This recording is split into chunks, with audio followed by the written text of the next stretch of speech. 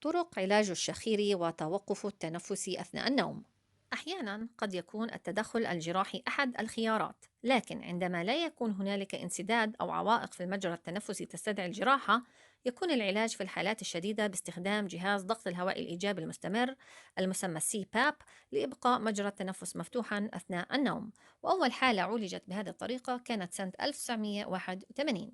أما في الحالات الأقل شدة كالمتوسطة والخفيفة، يمكن علاج الحالة بجهاز أو قطعة للفم تقوم بتثبيت الفك السفلي بوضعية أمامية أثناء النوم، مانعة اللسان من التراجع إلى الخلف وتحافظ على مجرى التنفس مفتوح. تسمى هذه الأجهزة بأجهزة المانديبولار أدفانسمنت ديفايسز، ومثال عليها جهاز التاب. وأول حالة عولجت بهذه الطريقة كانت سنة 1984.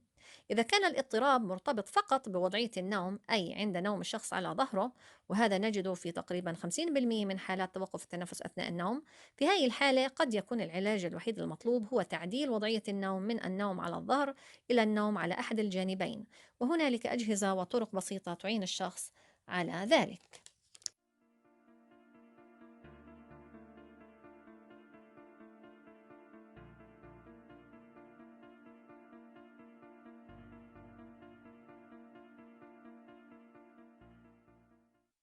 حديثا تم تطوير طريقة جديدة ومبتكرة لعلاج هذا الاضطراب، هي تحفيز العصب تحت اللساني، وذلك عن طريق زراعة جهاز منظم كهربائي تحت الجلد في منطقة الصدر لديه حساس مرتبط بعضلة القفص الصدري من جهة وبالعصب المغذي للسان من جهة أخرى.